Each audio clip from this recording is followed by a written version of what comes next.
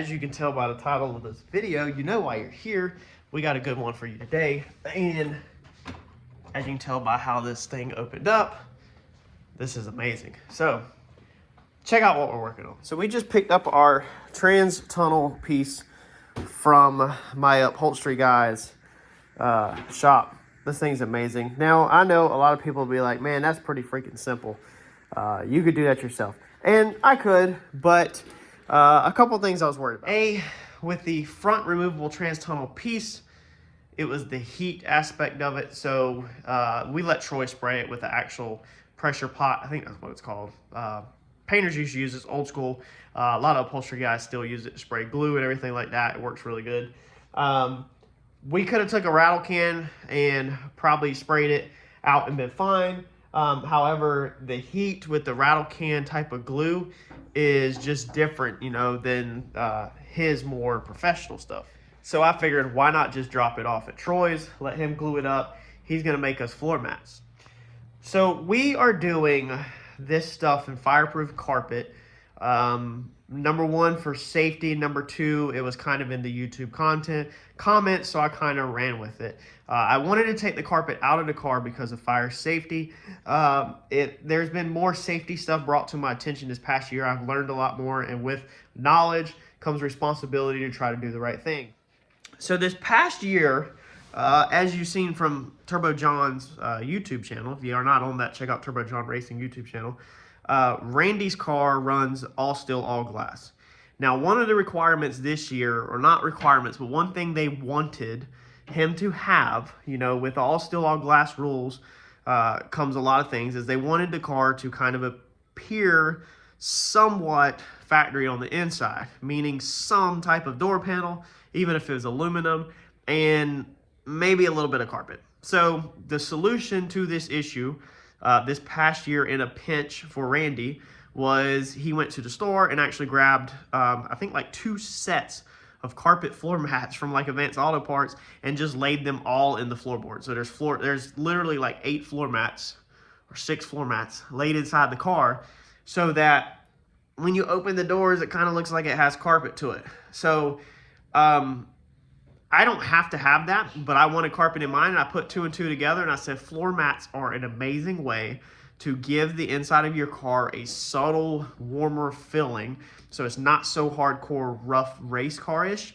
but we need to figure out how to do this safely. What we decided to do is, with these floor mats, we actually ordered a product that is made for your in front of your fireplace or for your grilling pit or fire pit or anything like that to catch ashes and stuff that falls out so that it doesn't catch on fire. It's basically fire retardant carpeting or padding. So that's what we bought. You could pick these items up for $25 each. So I spent $50 on 2 of these, and the size was 36 by 60, I think it was. Let me show you this package and open you up and show you exactly what this product looks like. All right, so Harper, is this the stuff that we bought? Is this what we bought? Is this what we're making floor mats out of? Mm-hmm. All right. So this is basically what it is. Okay, you can see the edges are rounded. It's a big mat, so I've draped it over it so it can start laying out. It's a big mat, 36 by 60 inches. The backing has like an anti-slip rubber scuff pad. So when you're gluing this down, I think there's some other measures you need to take that we will discuss here in a few to adhere this. Yeah, it's grape. Such as on this right here, I'm pretty sure that Troy has come on the back side of that rubber and scuffed it up. How does it feel, Harper? Really soft. Really soft? And he has scuffed it up so that it can adhere to the metal a little better because it's not going to adhere good. So cold. It's so cold on the inside, but nice and warm and soft on the outside. Yeah, it looks a lot better than metal. So this is what we had in the car, okay, is this stuff. Now, this is the cheap, lightweight, extremely lightweight carpeting that you can get from like Lowe's or, Amazon or eBay. However, this stuff I'm pretty sure is going to burn pretty freaking easily, and we had it attached, as you can see right here, with some Velcro and stuff like that. So we are going to do these. We're going to cut these out real fast into the shape of floor mats, and then we are going to get these over to Troy's shop and he is going to put an edge on them to make them look extremely professional. And then he's going to put buttons on them, snap buttons, so we can snap them in place. We don't want to use this Velcro method again. This is basically the rougher side of the Velcro, and then you just stick it down to your floor.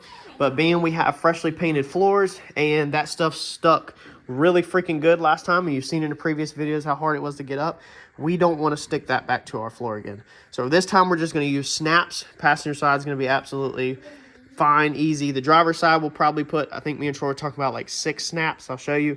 And then we're going to just build some little ones for the back, because we do throw air compressors, tire gauge, and stuff behind the seat. That way it don't completely just tear up the flooring. All right, so what I've done is took my old carpet and measured my rough measurements, which is 17 by 30.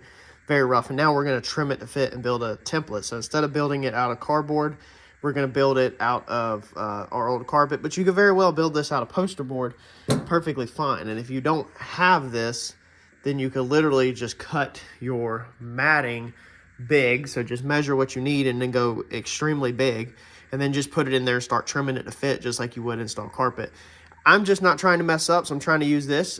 You know, if you wanted to pick up some kind of something, anything, I mean, I guess you could even use like an old t-shirt or whatever you could find to make a template out of, or just cut it out of that. That's what we're going to do. So let me make a template real fast, transfer it over to that, get it cut, and then put it in, test fit it back in here, make sure our fitment is right, and do any trimming that we need to do. I've got my mat upside, my template upside down, and my mat upside down. I'm going to trace the pattern of this and use a level to clean up the edges, and then do the hopefully final cut. Now what we're actually going to do on this, since I didn't start out with a square template, if you start out with a square template you would know, is I'm actually going to leave mine square. So I'm going to leave my edges square. I'm going to leave this corner long, because I'm going to touch that corner to the straight edge and touch this corner to the straight edge, and we will cut the rest of it out. And then if we need to trim it up, we will. If not, it might look better like this, but this is literally because I did not start with a straight edge. We'll actually move it like this. We'll put our point in the corner of the curve and then move this down. So that's flush with the outside, that's in the corner. Get this flush with the outside, flush with the outside, and then we'll just cut them 2 sides, and then we'll test fit it one more time and then see if any of this needs to be trimmed off, because it might be better just leaving that with the factory edges. So my piece around the bar, I've cleaned that up where that's a lot better, whereas that one was a little iffy. And then basically I just made marks where my longest points are. That one's really crooked on that end. I think we're going to go ahead and run that long and then trim it if need be. And then we're just going to connect the dot, draw the straight edge, cut it out, and test fit it. For our corners, where we know we're going to want some radius, we're just going to take a spray paint cap and we're just going to put it down like that. And we're literally just going to use it to, well, I got to hold it in one hand, but we're just going to scribe around the edge of it, and that's going to put our radius in. So we took our cap and drew out our radiuses in each corner, this side, this corner, leaving that corner alone because it's radius from the factory. That one, remember, these pieces are possibly long. Cut this out, fit it in the car, see how it looks. Normal scissors may not want to cut it. I'm using these type of scissors. I actually got these from Southern Metals. They buy junk in bulk sometimes from like the army or whatever like that, or thrown away. Pretty sure these were military, like medical scissors that you would cut like bandages with. There was like literally thousands of them, and I remember I picked up a couple sets. I've had them ever since. So to cut this stuff, you may need a special set of scissors like fabric scissors, but you should be able to pick them off Amazon, eBay, or your local arts and crafts store. So it definitely needs to be cut a little bit up top. You can see it's a little tight underneath our board. But everything else on this end lays out good, so I'm glad I kept my straight lines on the bench versus where I try to freehand it inside here. You know, this side technically could be cut a little, but I don't know if I want to. Maybe we should trim it just a little bit because the fitment is not terrible. Maybe we should shorten that side just a little bit. So I'm going to measure and see how much I need to take off the top.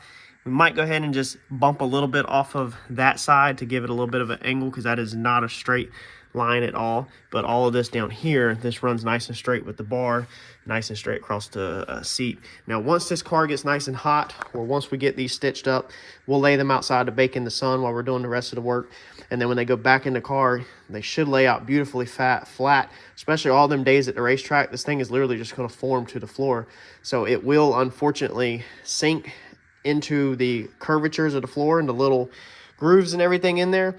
My upholstery guy had recommended to put like a juke padding on the back to give it a little bit of form to it, but I told him, unfortunately, kind of the whole point of this is to make a fire retardant floor mat. Sure, you can go and one up, you know, everything that I'm doing in a better quality and better form. However, this channel is still, at the end of the day, about making things look really good for cheap. Let's get our floor mat cut, trimmed to fit. I'm gonna knock out all the other ones, and then we're gonna run and drop these things back off over at Troy's. All right, give me that, Harper. So the question is, how flammable is this stuff really, or how non-flammable, how fire retardant is this stuff? Do you think this piece is gonna burn if we light it on fire?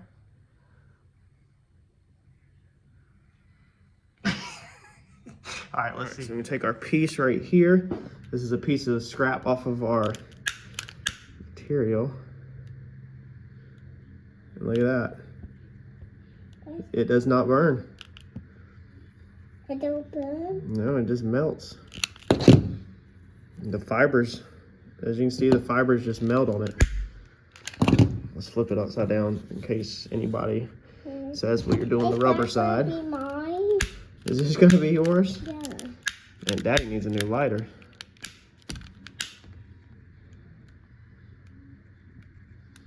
Yeah, Dad. So you can see it just melting the fibers, but it is actually not going up in flames.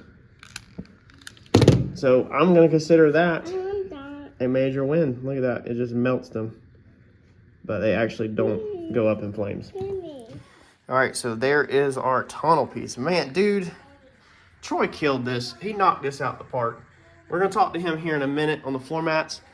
But he said that this is extremely hard to do, or not extremely hard to do. It was harder because this stuff doesn't stretch at all. So with this stuff having the rubber backing on it, it doesn't stretch. But look, he even nailed it up here. Now he's got a little seam right there, but dude, he nailed it. This doesn't get seen. The dash goes about right here, and then the dash is probably like that far off of it. So you won't get to see none of that. I told him that we would just paint that I don't even need that covered, but that's just the type of guy Troy is. Absolutely phenomenal work that he does, and it's perfect. All right, so on the back side of this, I have put the soft side of Velcro, especially on that side. That's, you know, our shifter is up here, so this is going to be touching a painted part. This just touches that flange on this side. This is the transmission side that you service, so I'm not going to put nothing on here. And then this also touches the painting side. Painted side is about right here. It's got a lot more of an overlap on that side, so this will just help protect the paint that's underneath it. And kind of isolate the from it being metal on metal, you know, per se. And to get your holes back through there after it's upholstered, I literally just took a big pick, heat gun, rolled it on that. You can use a torch also, and then just punch it through, and that leaves for a nice clean, extremely clean hole. Harper, where we at? Where we at? You wanted to ride with me. Where we at? All right, so we're over here this morning picking up these floor mats, and they turned out freaking amazing. Now, one thing you'll notice that obviously somebody's going to comment on is the edges are slightly rolled up. That's just because of how hard it is to kind of stitch up. We'll let Troy explain. Troy, why do these edges roll up? So basically, it's just the due to the thickness of the material. It's super thin, and it doesn't have a lot of rigidity to it, and so it just they roll. If you do a standard carpet with the that type of binding in the attachment, they'll lay pretty flat, but just that material's super thin. It doesn't have a lot of structure to it. So he's doing this one right here for this project. This is a project he's working on right now. He didn't do none of this upholstery or anything like that. All he's doing is the gentleman's in here just to put a mat down in this. And Troy warned me up front that due to the thickness of this stuff that would probably roll, like it will roll. Like I said in the beginning of this video, we were going to put a juke pad on the back of it, he recommended. But due to the fire needing to be fire resistance, we couldn't do that. As you've seen just a few minutes ago in this video, these do not burn. They literally just melt. If we would have put a juke padding or something on the back, it probably would have then melted. But a lot of these, you've seen how tight I fit these into the car, and I'll show you here in a second them in the car. They should sit up tight near the edge. Now, when you do your project, if you want to hit Troy up, if you want to go with a thicker floor mat, then he can make that edge where that lays out pretty straight, right? Yeah, he can make it where if you don't want your edges curved, you can do anywhere from a low end build like this all the way on up to a really nice build, whatever you want to do. I'm gonna drop Troy's number down here across the bottom of the screen, and then I'm also gonna put his email. If you want to email him pictures or anything, if you'd rather not text him, you can text or call that number. Just try to do it during business hours and be respectable. And you can also shoot him an email, or you can also find him on Facebook at Troy's Upholstery and Fab LLC. If you search that on Facebook, and I'll pull you right up. But if you want to do a set of these, I showed you how to go on Amazon or eBay, get the material, and then you can mail them to Troy or message him, get his contact, get the price sorted out first.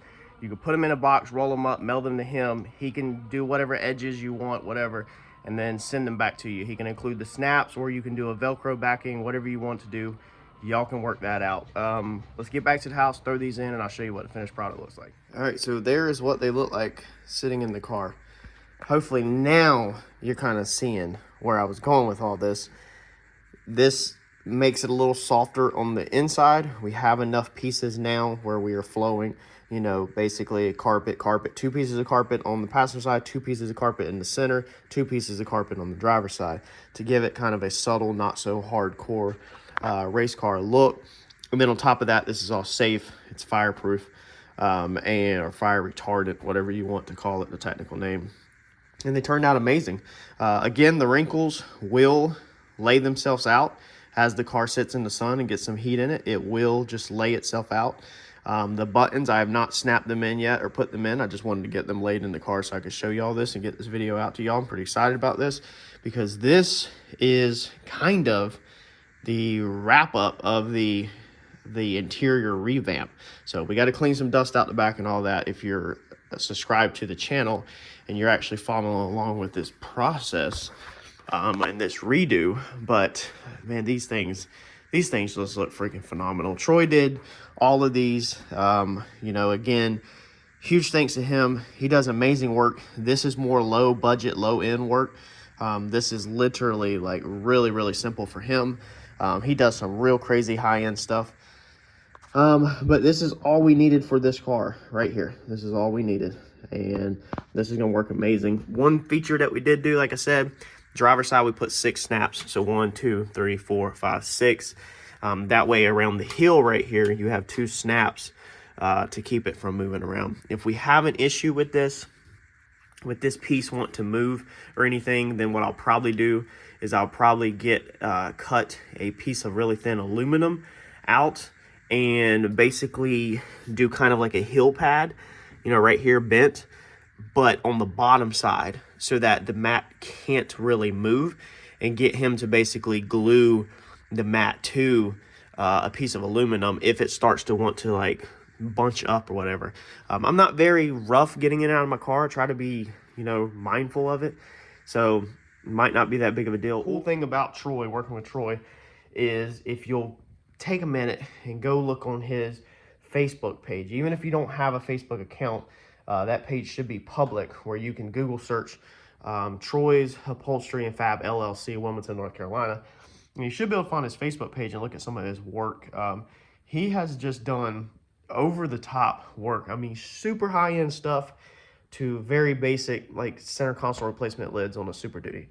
So, I mean, he can pretty much do it all with fabrication and custom interiors. So if you're doing a real high-end build or a race car and you want custom seat covers, custom pads, custom dash pad, custom floor mats, like you want your racing team, you know, stitched into it, a patch sewn into it or something, like Troy can do a lot of stuff. You'd be blown away. Take a moment, check out some of his work, like his Facebook page for him, share it with your friends.